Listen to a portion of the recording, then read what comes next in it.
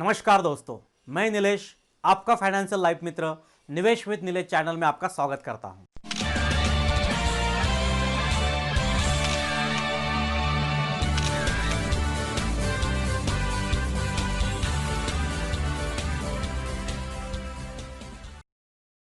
दोस्तों, आज हम लोग देखेंगे what is the basic difference between mutual fund and ULIP.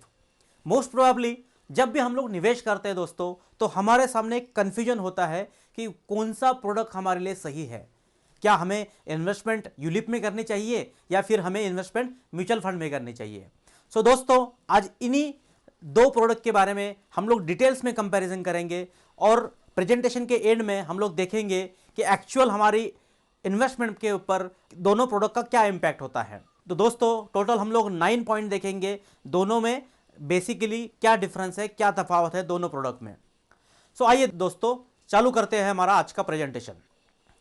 सो दोस्तों, यूलिप मतलब क्या होता है? Unit link insurance policies. Actually हम लोग जब यूलिप में इन्वेस्टमेंट करते हैं तो यूलिप के दो ऑब्जेक्टिव होते हैं। एक होता है investment oriented as well as life insurance. मतलब ये जो यूलिप प्रोडक्ट है या फिर हम लोग जो कह सकते हैं यूनिट लिंक इंश्योरेंस पॉलिसी का जो प्लान है, इसमें मेजरली जो ऑब्जेक्टिव होता है वो investment oriented as well as life insurance हमें प्रोवाइड करता है।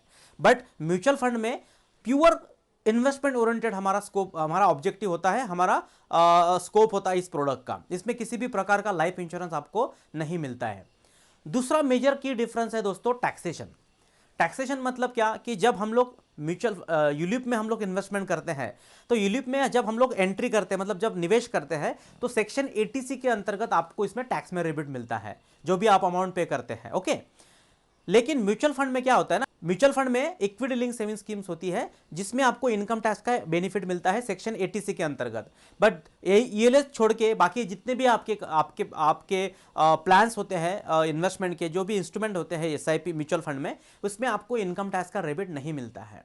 ओके, दूसरी चीज मोस्ट इंपॉर्टेंट टैक्सेशन के बारे में होती है दोस्तों कि जो मैच्योरिटी वैल्यू आती है हमारी, मतलब जो हम लोग पार्शियली विड्रॉल करेंगे यूलिप में या फिर मैच्योरिटी वैल्यू हमारी जो बनेगी वो पूरी की पूरी टैक्स फ्री रहेगी यूलिप में सेक्शन 1010D के अंतर्गत। ओके, बट म्यूचुअल फंड में क्या होगा कि म्यूचुअल फंड में जो भी आप मैच्योरिटी लेंगे या फिर जो भी हम लोग पार्शियली विड्रॉल करेंगे उसके ऊपर हमें टैक्स देना पड़ेगा दोस्तों। लॉन्ग टर्म कैपिटल गेन करके उसे कहा जाता है दोस्तों कि आपका जो भी गेन बनता है वो टैक्सेबल होता है और उसका एक्चुअली उसके ऊपर आपको टैक्स देना पड़ता है। बेसिकली उसका कुछ क्राइटेरिया है, मैं आपको प्रेजेंटेशन के एंड में समझाऊंगा कि क्या उसका क्राइटेरिया है स्पेसिफिकली। तो ओके, तीसरा मेजर जो दोनों में डिफरेंस है दोस्तों वो ये होता है कि जो हम लोग कॉस्टिंग, मतलब जो हम लोग बोलते हैं ना कि मेजर जो इंपैक्ट होता है वो कॉस्टिंग का होता है दोस्तों। दोनों प्रोडक्ट के बीच में जो कॉस्टिंग होती है। ओके, अभी कॉस्टिंग का हम लोग डिटेल्स में देखते हैं कि कॉस्टिंग एक्चुअली होती क्या है। देखिए, यूलिप में क्या होता है ना, 3 प्रकार के कॉस्ट होते हैं, 3 प्रकार के एक्सपेंस होते हैं। एक होता है फंड मैनेजमेंट चार्जेस, दूसरा होता है मोर्टेलिटी चार्जेस और तीसरा होता है प्रीमियम अलोकेशन चार्जेस। ओके, और म्यूचुअल फंड में क्या होता है ना, म्यूचुअल फंड में खाली फंड मैनेजमेंट चार्जेस होते हैं। जो हम लोग डिटेल्स में इन दोनों प्रोडक्ट में कंपैरिजन करते हैं दोस्तों कि चार्जेस क्या होते हैं और कैसे इंपैक्ट करते हैं टोटल हमारे फंड वैल्यू के ऊपर और क्या क्या चार्जेस होते हैं यूलिप और म्यूचुअल फंड के।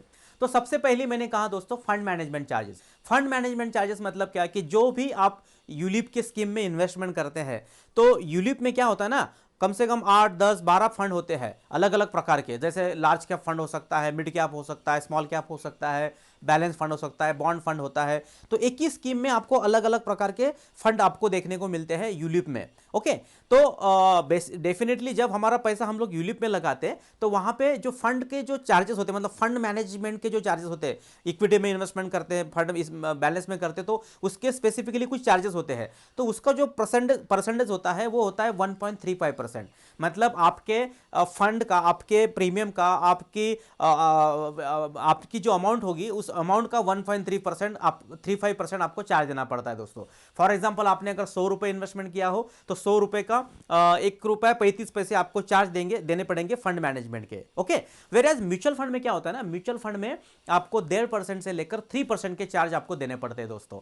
1.5% से 3% मतलब आपने अगर 100 रुपए इन्वेस्टमेंट किया हो तो 100 रुपए का मिनिमम 1.5% से लेकर 3% के बीच में उसके चार्ज एक्चुअली होते हैं दोस्तों। ओके, दूसरा जो चार्ज होते हैं दोस्तों यूलिप में, वो होते हैं मोर्टेलिटी चार्जेस। मोर्टेलिटी चार्जेस मतलब क्या कि देखिए यूलिप में होता क्या है कि जैसे मैंने कहा कि इसके जो ऑब्जेक्टिव है यूलिप का, उसमें आपका इन्वेस्टमेंट के साथ साथ आपको लाइफ इंश्योरेंस भी मिलती है। ओके, तो होता क्या है दोस्तों कि जब लाइफ इंश्योरेंस आपको मिलती है तो वो तो फ्री में नहीं होगी दोस्तों, उसका कुछ ना कुछ तो चार्ज होगा। तो एक्चुअली होता क्या है ना कि उसका एक स्पेसिफिक क्राइटेरिया है। जैसे मान लीजिए आपने 1,000 रुपए का अगर सम एश्योर्ड ऑप्ट किया हो किसी पर्टिकुलर यूलिप में, तो उसका जो प्रमाण होता है, उस सम एश्योर्ड का जो प्रमाण होता है वो 1 रुपए से लेकर 30 रुपए के बीच में होता है।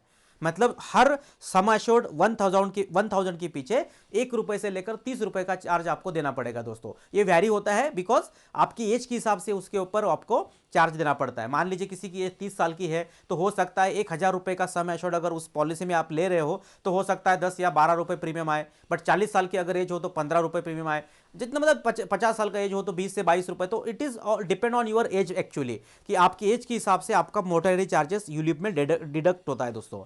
बट अगर हम लोग म्यूचुअल फंड की बात करें तो म्यूचुअल फंड में एक्चुअली किसी भी प्रकार का लाइफ इंश्योरेंस आपको देखने को नहीं मिलता, या फिर वहाँ पे हमें लाइफ इंश्योरेंस नहीं मिलता तो उसके जो मोर्टेलिटी चार्जेस होते हैं दोस्तों वो नील होते हैं दोस्तों, उसमें किसी भी प्रकार के मोर्टेलिटी चार्जेस आपको देखने को नहीं मिलते। तीसरी जो इंपॉर्टेंट चीज होती है दोस्तों, premium allocation charges. Premium allocation charges मतलब जब भी हम लोग यूलिप में निवेश करते हैं दोस्तों, तो पहले 5 साल तक 2% से लेकर 4% के बीच में आपके प्रीमियम एलोकेशन चार्जेस कट होते हैं दोस्तों। ओके, 5 साल से लेकर 10 साल के बीच में 0% से लेकर 3% के बीच में आपके चार्जेस कट होते हैं दोस्तों। और 10 साल के बाद आपके जो ये प्रीमियम एलोकेशन चार्जेस होते हैं वो 0% से लेकर 2.25% तक आपके कट होते हैं दोस्तों। बेसिकली जो मेजर चीज होती है दोस्तों, दोनों में जो डिफरेंसेस होता है वो होता है दोस्तों स्विचिंग ऑप्शन का। एक्चुअली ये बहुत ही इंपॉर्टेंट डिफरेंस है दोस्तों, बहुत ही इंपॉर्टेंट टॉपिक है दोस्तों डिफरेंसेस का। अगर आप देखोगे स्विचिंग का मतलब क्या होता है, सी मान लीजिए आपने किसी यूलिप स्कीम में आपने इन्वेस्टमेंट किया हो, XYZ यूलिप में आपने इन्वेस्टमेंट किया हो, तो होता क्या है कि हम लोग इक्विटी में इन्वेस्टमेंट करते हैं, मिड कैप में करते हैं, मतलब हम लोग स्पेसिफिकली इक्विटी में इन्वेस्टमेंट करते हैं। तो मार्केट में हमेशा चढ़ उतार होते रहता है दोस्तों, मार्केट में हमेशा प्राइजेस जो होती है यूनिट की प्राइजेस वो कम ज़्यादा होती रहती है दोस्तों। तो होता क्या है कि जब भी आपका प्रॉफिट बनता है आपके यूलिप में, तो उस प्रॉफिट को बुक करने का अगर कोई ऑप्शन होता है तो वो होता है स्विचिंग का ऑप्शन। मान लीजिए आपने 100 रुपए इन्वेस्टमेंट किया हो और 100 रुपए की वैल्यू बनी हो 120 रुपए, तो 20 रुपए आपकी वैल्यू बन गई दोस्तों, 20 रुपए का आपका प्रॉफिट बन गया। तो आप चाहते हो कि यार इस 20 रुपए को ना मैं बुक करके लूँ, इस प्रॉफिट को मैं बुक करके रखूँ, ताकि कल जाके अगर मार्केट डाउन भी होता है या प्राइजेस अगर गिरती है मार्केट में, तो मेरी जो ये 120 रुपए वैल्यू वो एटलीस्ट एज इट इज रहे, या इसको फिर मैं प्रोटेक्ट करके रखूँ। तो आप इक्विटी से बॉन्ड में स्विच कर सकते हो, बिकॉज उस पर्टिकुलर यूलिप में वो स्कीम अवेलेबल होती है एक ही स्कीम में। ओके, तो switching option is available in particular. आप बॉन्ड में स्विच कर सकते हो, बैलेंस में कर सकते हो, इक्विटी से मिड कैप में कर सकते हो, मतलब मल्टीपल ऑप्शन वहां पे अवेलेबल होती है एक ही स्कीम में। इसके लिए आपको मतलब ऐसे मैनुअली आपको करना नहीं पड़ता है विड्रॉल करके किसी और स्कीम में। लेकिन म्यूचुअल फंड में क्या होता है ना दोस्तों, हम लोग प्रॉफिट बुक करना चाहते हैं या स्विच करना चाहते हो तो हमें यहाँ पे एक्चुअली मैन्युअली सब करना पड़ेगा। मैन्युअली मतलब आपको एक्चुअली जो प्रॉफिट हुआ वो विड्रॉल करना पड़ेगा, और विड्रॉ करके किसी नए स्कीम में आपको उसको री इन्वेस्ट करना पड़ेगा। तो होगा क्या दोस्तों, ये मैन्युअली करना मतलब वेरी एक्चुअली इसमें थोड़ा सा डिफिकल्ट होता है, आपको हमेशा अपडेट रहना पड़ेगा, या फिर ये सारी चीज़ें जब मैन्युअल करोगे तो सब इसका इंपैक्ट आपके ट्रांजैक्शन पे भी होता है। बिकॉज जब आप विड्रॉ करते हो और अगर वो पैसा आपका टैक्स ब्रैकेट में आ रहा है, बिकॉज आपका अगर लॉन्ग टर्म कैपिटल गेन बन रहा है उस अमाउंट के पीछे, तो आपको फिर टैक्स भी देना पड़ता है गवर्नमेंट को, है ना, LTCG भी लगेगा वहाँ पे। और हम लोग जब री इन्वेस्ट करेंगे किसी बॉन्ड फंड में या किसी बैलेंस फंड में उस प्रॉफिट को, तो वहाँ पे भी हमें एंट्री लोड लग सकता है। तो एक्सपेंसेस के वजह से थोड़ा सा हमें डिफिकल्ट हो जाता है स्विचिंग का ऑप्शन म्यूचुअल फंड में। बट यस, यूलिप में आपको स्विचिंग ऑप्शन अवेलेबल मिलता है इंटरनल, और आप अनलिमिटेड स्विच कर सकते हो जब भी आप चाहे। इसका एक एक्चुअली फायदा क्या होता है ना कि आपके जो फंड है, आपकी जो अमाउंट है, उसको ना आप प्रॉपरली कंट्रोल कर सकते हैं मार्केट के हिसाब से। अगर मार्केट डाउन चल रहा है तो आप पूरा पैसा निकाल के बॉन्ड में लगा दीजिए, सेफ्टी फंड में, डेट फंड में लगा दीजिए, या फिर मार्केट जब आपको लग रहा है कि मार्केट आप ग्रो कर रहा है तो आप उसको निकाल के आप इक्विटी में लगा दीजिए। तो it is like that only कि आप एक्चुअली उसको प्रॉपरली कंट्रोल कर सकते हो स्विचिंग ऑप्शन के थ्रू। जो इंपॉर्टेंट चीज़ होती है दोस्तों वो होती है loyalty addition. Loyalty addition actually क्या होता है, देखो दोनों यूलिप में क्या होता है ना, मैं हर एक यूलिप की बात नहीं कर रहा हूँ, लेकिन मोस्ट प्रोबेबली अभी इंडस्ट्री में क्या होगा ना, काफ़ी सारे ऐसे फंड, ऐसे ऐसे स्कीम लॉन्च हुए यूलिप के जिसमें आपको लॉयल्टी एडिशन मिलता है। लॉयल्टी एडिशन मतलब क्या, देखिए जब आप किसी स्कीम को कंटिन्यू कर रहे हो और उस स्कीम के साथ आप लॉयल हो, मतलब 8 साल 10 साल 15 साल 20 साल 25 साल जो भी आपने वो टर्म चूज की है, 20 साल लॉन्ग टर्म की, तो अगर आप उसके साथ कंटिन्यू कर रहे हो तो कंपनी क्या करती है, उस पर्टिकुलर फंड में, उस पर्टिकुलर पॉलिसी में, उस पर्टिकुलर प्लान में एडिशनल, मतलब आपका फंड वैल्यू छोड़ के कुछ परसेंटेज ऐड करती है। ओके, कुछ जैसे मान लीजिए 5 साल 8 साल 10 साल बाद 1%, 2%, 3%, इस तरह से आपके फंड वैल्यू का 1%, मतलब कल जाके अगर 10 साल के बाद आपकी वैल्यू मान लीजिए 20 लाख 10 लाख हो गई है, तो 10 लाख का 1% मतलब 10,000। ओके, 15 लाख का 1% मतलब 15,000, तो काइंड ऑफ अ थिंग। तो ये अमाउंट लॉयल्टी एडिशन के थ्रू आपके यूलिप में ऐड होती है दोस्तों, apart from your fund value. तो ये बहुत बड़ा इंपैक्ट करती है आपके रिटर्न्स के ऊपर। ओके, ये मेजर चीज। लेकिन म्यूचुअल फंड में क्या होता है ना, म्यूचुअल फंड में इस प्रकार का किसी भी प्रकार का लॉयल्टी एडिशन आपको देखने को नहीं मिलता। ओके, जो भी आपकी फंड वैल्यू बनती है वही आपकी अमाउंट होती है, और वही आपको मैच्योरिटी या फिर पार्शली में आप विड्रॉल कर सकते हो। तो ये मेजर चीज होती है लॉयल्टी एडिशन की। ओके, उसके बाद का जो पॉइंट आता है दोस्तों, वो आता है auto asset allocation. Auto asset allocation मतलब क्या, कि देखिए एक रूल होता है दोस्तों, एक इंडस्ट्री में इन्वेस्टिंग, जो हमारी इंडस्ट्री है, हमारा जो एक सेक्टर है, वहाँ पे एक रूल होता है कि भाई इक्विटी में जब हम लोग इन्वेस्टमेंट करते हैं तो हमें एक डर रहता है कि भाई मेरा कितना पैसा इक्विटी में इन्वेस्टमेंट होना चाहिए। मैंने अगर 100 रुपये इन्वेस्टमेंट किया तो मैं क्या 100 रुपये जो मेरे है वो 100 रुपये मैं पूरे के पूरे इन्वेस्टमेंट इक्विटी में करूँ। तो एक्चुअली क्या होता है ना, रिस्क भी होती है दोस्तों, क्योंकि मार्केट की वोलेटिलिटी के हिसाब से आपकी अमाउंट भी कम ज़्यादा होती है। तो होता क्या है ना, कि हर कोई बोल सकते हैं ना उसको, कि हर कोई बंदा इक्विटी में इन्वेस्टमेंट करना नहीं चाहेगा, थोड़ा सेपर साइड पे भी हम लोग देखते हैं। तो इसका एक रूल होता है कि भाई अगर मेरी एज अगर 30 है मान लीजिए, तो 100 साल मतलब 100 माइनस 30 इज इक्वल टू मतलब 70। तो आपका 70% जो पोर्शन है वो इक्विटी में होना चाहिए, और 30% जो पोर्शन है वो डेट में होना चाहिए। मतलब ये it is kind of asset allocation, कि आपके रिस्क के हिसाब से आपके जो अलोकेट, मतलब आपका जो असेट है वो अलग अलग अलग फंड्स में अलोकेट होता है दोस्तों, ऑटोमेटिकली। ओके, कुछ स्कीम होती है यूलिप में स्पेसिफिकली, जिसमें आपका जो आपकी जो रिस्क टेकिंग कैपेबिलिटी है या रिस्क एपेटाइट है, वो एक्चुअली ऑटो मैनेज होता है ऑटो एसेट अलोकेशन की वजह से। मतलब आपको अगर आपने उस पर्टिकुलर यूलिप में अगर ऑटो एसेट अलोकेशन का अगर ऑप्शन चूज कर लिया, तो ये जो इक्विटी बॉन्ड का जो कॉम्बिनेशन होता है वो इनबिल्ट आपके फंड को मैनेज करता है दोस्तों। आपकी एज के हिसाब से आपकी एज जैसे बढ़ेगी वैसे वैसे पोर्शन आपका इक्विटी से कम होगा, और डेट में वो फंड को पार किया जाता है दोस्तों। मैं किसी नेक्स्ट वीडियो में आपका ये डिटेल्स में बताऊंगा, but yes, auto asset allocation option होता है यूलिप में। बट म्यूचुअल फंड में एक्चुअली हमें मैन्युअली करना पड़ेगा दोस्तों, मतलब बॉन्ड में कितना पोर्शन, इक्विटी में कितना, लार्ज कैप में कितना, स्मॉल कैप में कितना, बैलेंस में कितना, डाइवर्सिफाइड फंड में कितना, तो हमें खुद होके करना पड़ेगा दोस्तों मैन्युअली। तो ये एक्चुअली ऑप्शन इनबिल्ट नहीं होता। Okay, auto asset allocation mutual fund में। और दूसरी चीज मैं बताऊंगा दोस्तों, ट्रिगर फैसिलिटी। ट्रिगर फैसिलिटी मतलब क्या होता है, जब भी आपका प्रॉफिट बनता है मार्केट में, देखिए मार्केट का रूल क्या होता है दोस्तों, कि जब भी मार्केट में प्राइजेस हमारी लो होती है तो हमें क्या करना चाहिए, बाय करना चाहिए, और जब भी मार्केट में प्राइजेस हाई होती है तो हमें सेल करना चाहिए, तभी जाके हम लोग प्रॉफिट बना सकते हैं, राइट ना। लेकिन एक्चुअली ये अगर सब ऑटो मोड में अगर आपको मिलता है, कि आपको खुद होके मैन्युअली अगर नहीं करने की अगर जरूरत पड़ती है, तो डेफिनेटली ये आपके लिए एक प्लस पॉइंट हो सकता है दोस्तों। तो इसका मीनिंग होता है दोस्तों ट्रिगर फैसिलिटी। ट्रिगर मतलब ऑटोमेटिक ट्रिगर करेगा। आपने 15% का रिटर्न आपने प्लान में बना के रखा है कि भाई जब भी मेरी वैल्यू 100 रुपये की 115 रुपये होनी चाहिए, तब मेरे जो 15 रुपये वो प्रॉफिट होने चाहिए और वो डेड में आने चाहिए। ये अगर आपको फैसिलिटी मिलती है इनबिल्ट, आपको मैन्युअली करने की नहीं जरूरत पड़ती है, तो डेफिनेटली ये भी आपके लिए एक अच्छा पॉइंट हो सकता है दोस्तों while investing into ULIP. Actually ULIP में ट्रिगर फैसिलिटी अवेलेबल होती है, ओके, जो म्यूचुअल फंड में हमें नहीं मिलती है। म्यूचुअल फंड में हमें खुद होके ही मतलब प्रॉफिट बुक करना होता है, और खुद बुक के ही उसको रिडम्पशन करना होता है, या फिर नए फंड में स्विच ओवर करना पड़ता है, नए फंड में शिफ्ट करना होता है दोस्तों। नाइन पॉइंट जो मैं आपको बताने जा रहा हूं दोस्तों, वो होता है दोस्तों लॉकिंग पीरियड। लॉकिंग पीरियड मतलब क्या कि यूलिप में कम से कम 5 साल का लॉकिंग पीरियड होता है दोस्तों। You cannot withdrawal your amount before 5 years दोस्तों, आपको 5 साल तक कम से कम वेट करना पड़ता है। ओके, लेकिन म्यूचुअल फंड में क्या होता है ना, म्यूचुअल फंड में किसी भी प्रकार का लॉकिंग नहीं होता है।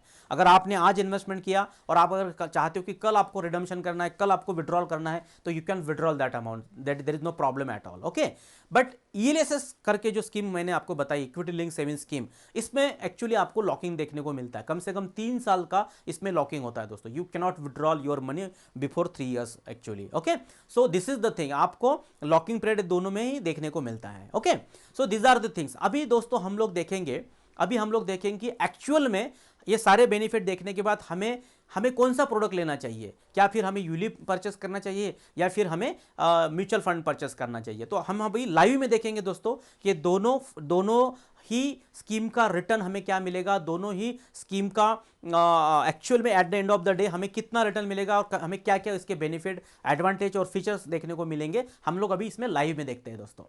मान लीजिए मैं 10,000 रुपये महीने के प्रीमियम से साल का मैं 1,20,000 रुपये प्रीमियम पे कर रहा हूं। ओके, साल का मैं 1,20,000 रुपये प्रीमियम पे कर रहा हूं, महीने का 10,000 रुपये मैं प्रीमियम यहाँ पे कंसिडर करके हम लोग चलते हैं दोस्तों। और मैं 1,20,000 रुपये साल का प्रीमियम पे कर रहा हूं।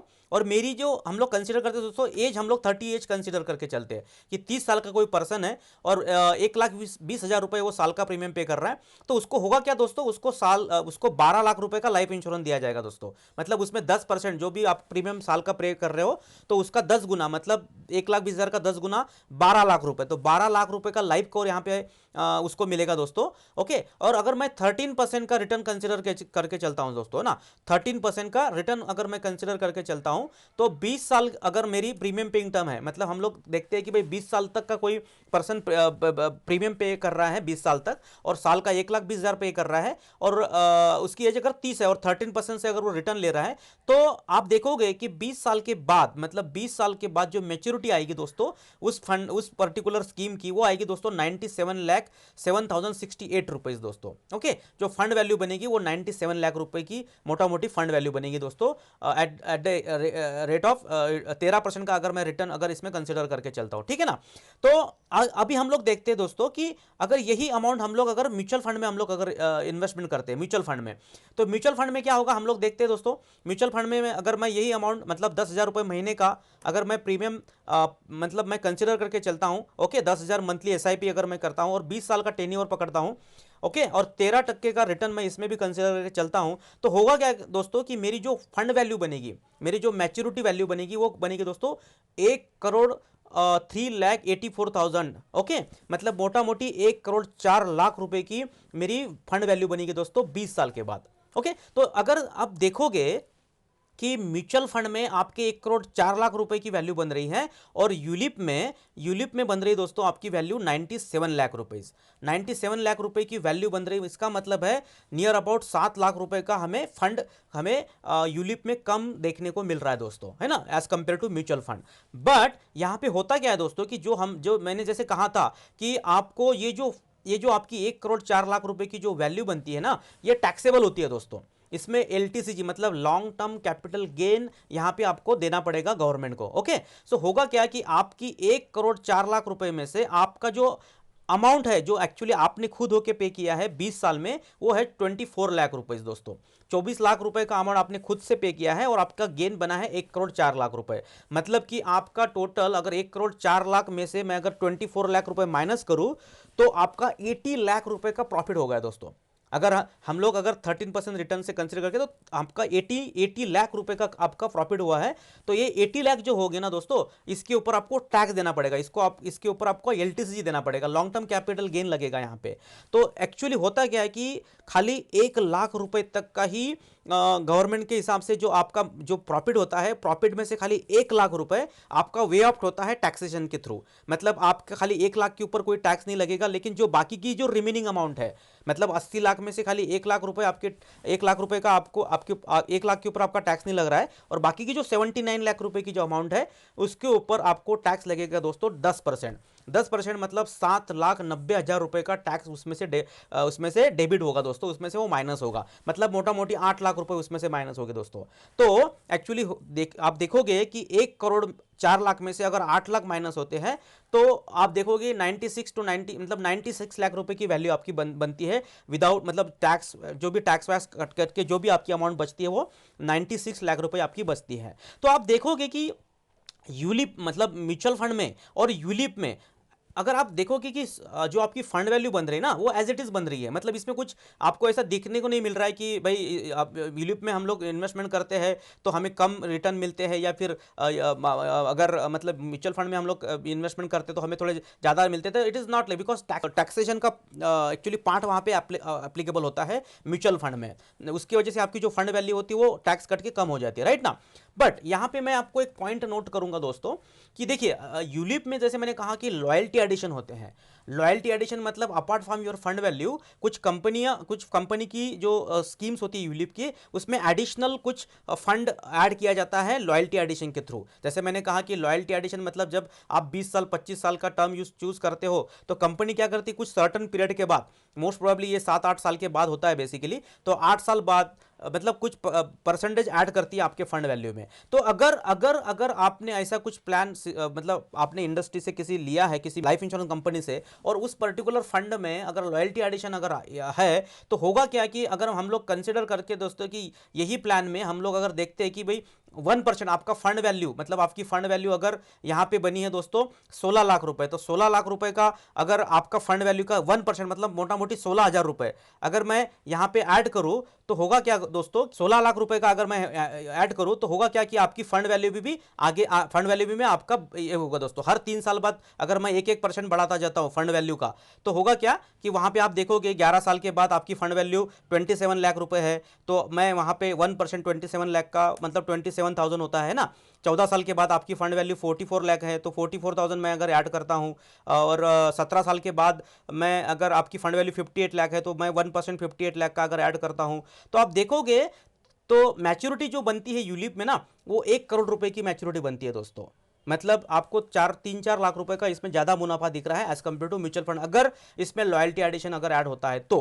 बट फिर भी अगर आप देखोगे कि विदाउट मतलब आपका लाइफ इंश्योरेंस कवर 12 लाख का होने के बाद जो भी आपके एडमिनिस्ट्रेशन चार्जेस रहते हैं पॉलिसी के वो भी मैंने यहाँ पे काउंट किए दोस्तों। एडमिशन चार्जेस, मोर्टेलिटी चार्जेस मतलब जो आपने 12 लाख रुपए का इंश्योरेंस कवर इसमें आपको देखने को मिला है तो उसका मोर्टेलिटी चार्जेस भी मैंने यहाँ पे काउंट किए हैं। इवन दो मैंने मैनेजमेंट चार्जेस जो होते हैं ना, जैसे मैंने कहा प्रीमियम एलोकेशन चार्जेस जो होते हैं वो भी मैंने यहाँ पे fund management and premium allocation charges भी मैंने यहाँ पे कंसिडर किए दोस्तों।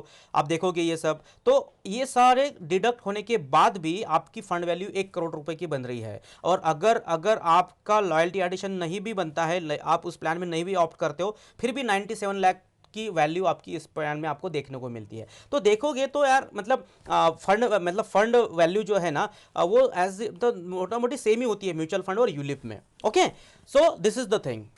सो दोस्तों इसमें अभी आप बोलोगे कि दोनों प्रोडक्ट सेम है, दोनों की फीचर्स मैंने एडवांटेज और बेनिफिट भी आपको मैंने कंपैरिजन करके दिए, तो what is my view. Actually आप बोलोगे सर आपका व्यू क्या है, आपका ओपिनियन क्या है इस दोनों प्रोडक्ट के बारे में, कौन सा प्रोडक्ट फिर हमारे लिए सही रहता है। तो मेरा जो व्यू है दोस्तों वो एक्चुअली इसके ऊपर पूरा न्यूट्रल है दोस्तों, क्योंकि देखिए ये दोनों प्रोडक्ट के जो फीचर्स है वो अपने अपने जगह पे दी बेस्ट है। ये डिपेंड करता है कि आपका ऑब्जेक्टिव क्या है, आपके फाइनेंशियल गोल क्या है, आपका रिस्क प्रोफाइलिंग क्या है, क्या आप इमीडिएट पैसा विड्रॉल करना चाहते हो, क्या आपको लिक्विडिटी चाहिए, क्या आप फ्लेक्सिबिलिटी चाहते हो, आप लॉन्ग टर्म में व्यू नहीं रख रहे आप इन्वेस्टमेंट का, आपको कभी भी फ्लेक्सिबिलिटी चाहिए, वैसा विड्रॉल करना चाहिए, आना चाहिए। तो अगर ये सारी चीज़ें आपकी अगर ऑब्जेक्टिव में है तो आप म्यूचुअल फंड को चूज कर सकते हैं दोस्तों। ओके, अगर आप थोड़ा सा एडवांस में देख सकते हैं कि भाई मुझे थोड़ा हाइब्रिड प्रोडक्ट चाहिए, इसमें इंश्योरेंस कवर भी चाहिए और इसमें इन्वेस्टमेंट भी होनी चाहिए, बिकॉज हर आप में से हर कोई बंदे का ऑब्जेक्टिव, उसकी रिस्क प्रोफाइलिंग या फिर हो सकते हैं उसके जो फाइनेंशियल गोल है या फिर करंट उसकी फाइनेंशियल कंडीशन है वगैरह वगैरह, हर एक चीज़ डिफरेंस होती है दोस्तों। हो सकता है कि आप प्रायोरिटीज़ प्योर इन्वेस्टमेंट को भी प्रायोरिटीज़ दे सकते हो, आपको इंश्योरेंस की शायद ज़रूरत नहीं है, तो ये सारी चीज़ें आपके ऊपर डिपेंड करता है दोस्तों। ओके, कि आपका व्यू क्या है, आपका ऑब्जेक्टिव क्या, आप खुद what kind of investor you are, okay, ये सब चीज़ें आपके ऊपर डिपेंड करते हैं कि आपका ऑब्जेक्टिव और आपका प्रेफरेंस क्या है, तो उस हिसाब से आप इस प्रोडक्ट को चूज कर सकते हैं, है ना। सो this is the thing from my side. अगर कुछ भी आपको डाउट आपको लगते हैं तो आप मुझे कमेंट्स में पूछिए, ओके। डेफिनेटली मैं आपका इसका आंसर आपको दूंगा इस प्रेजेंटेशन के थ्रू। आपको अगर कुछ डाउट, कुछ क्वेरी अगर आपको लगती है तो आप मुझे प्रेजेंटेशन में कमेंट्स में आप मुझे बता सकते हैं दोस्तों। So thank you very much. अगर आपको वीडियो अच्छा लगा हो, आपको प्रेजेंटेशन अच्छा लगा हो तो प्लीज़ लाइक कीजिए दोस्तों। चैनल को सब्सक्राइब अगर नहीं किया हो अभी तक तो प्लीज़ चैनल को सब्सक्राइब करके रखिए दोस्तों, ओके। क्योंकि सब्सक्राइब के बाजू में एक बेल आइकॉन का एक सिंबल होता है दोस्तों, उसको भी प्रेस करना पड़ता है जब आप सब्सक्राइब करते हैं तब, बिकॉज नोटिफिकेशन आपको मिलती नहीं है। जब आप उस आइकॉन को प्रेस करके रखोगे तभी जाके आपको नोटिफिकेशन मिलेगी जब भी मैं वीडियो अपलोड करूंगा तब, ओके। तो प्लीज़ चैनल को सब्सक्राइब भी करके रखिएगा। अगर वीडियो अच्छा लगा तो लाइक कीजिए, शेयर कीजिए। Thank you very much, thank you very much.